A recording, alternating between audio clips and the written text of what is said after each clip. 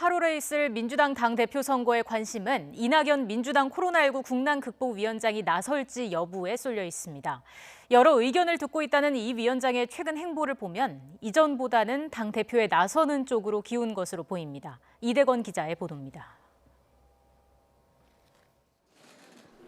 지난 15일 국회 앞 식당, 민주당 이낙연 코로나19 국난극복위원장이 총선 때 후원회장을 맡았던 38명 가운데 초재선 당선인 13명과 점심을 함께 했습니다.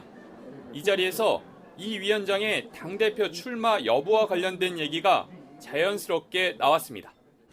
전당대회를 어떻게 했으면 좋겠는지 의견을 여쭈었습니다.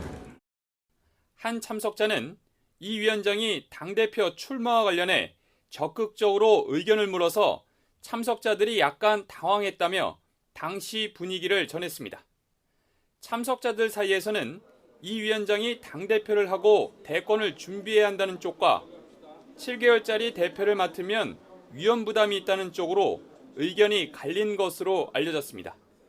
이 위원장은 지난 7일에는 후원회장을 맡은 낙선자들과 14일에는 김부겸 의원을 비롯한 문재인 정부 1기 내각 인사들과 만났습니다.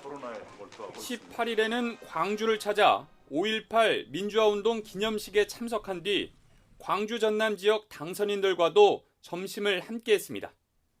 당대표 출마 고민이라는 말 자체에도 조심스러워했던 총선 직후 때와는 확실히 다른 행보입니다.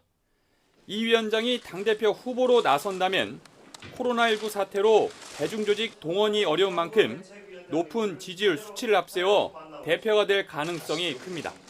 다만 이 위원장의 인기에 비해 당내 입지가 약하다는 평가가 과제입니다. 특히 대표직을 맡을 경우 당에서 3분의 2 정도를 차지하는 친문 의원들의 지지를 꾸준히 받아 지지 기반을 다질 수 있을지가 관심입니다. 당내에서는 어떤 위상 또는 영향력 면에서 좀 심지어 심한 표현으로 친문 대릴 사위 아니냐 이런 논란도 있거든요. 그가 제 위치를 스스로 자평하기는 어렵고요. 어느 당이건 어느 조직이건 역할 분담이 있는 것이지요. 당대표 자리가 이낙연 위원장에게 양날일 수 있습니다.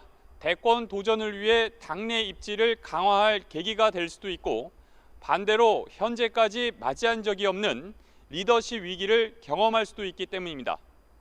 YTN 이대원입니다.